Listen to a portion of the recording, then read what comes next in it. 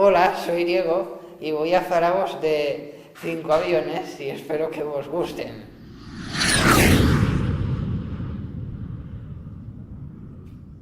El Douglas DC-8 es un avión a reacción de 4 motores con un fuselaje ancho que se creó en 1969.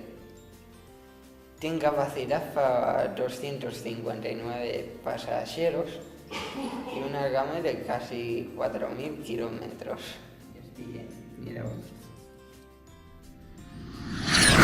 Voy a hablaros del 747, que fue el primer avión de fuselaje ancho y fue el avión más grande durante 3 décadas hasta que se creó el Airbus A380. Tiene una capacidad de 467 pasajeros. Su primer vuelo comercial fue en 1969 y tiene un alcance para 9.800 kilómetros. Tengo una reseña del Boeing 747. Del Boeing 767, que es un avión de fuselaje ancho con menor envergadura que el 747. Tiene capacidad para 375 pasajeros y un alcance de hasta 11.000 kilómetros. ¿Queréis verlo? Y este.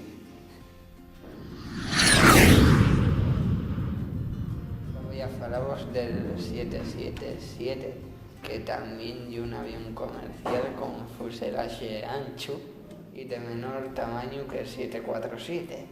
Es el avión birreactor más grande del mundo y tiene capacidad para 500 pasajeros y una autonomía de vuelo de 17.000 kilómetros. Su primer vuelo fue en 1995. Y miradlo, qué guapo es. Voy a hablaros de la A380, que es el avión más grande del mundo con 4 motores y tiene capacidad para 853 personas y hasta 3.000 maletes. De vuelo y de 14.800 kilómetros, por lo que voy a cubrir rutas largas sin escalas.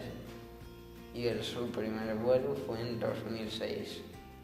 Voy a enseñaros este avión, que es el último, y con este ya despido. Un saludo a todos.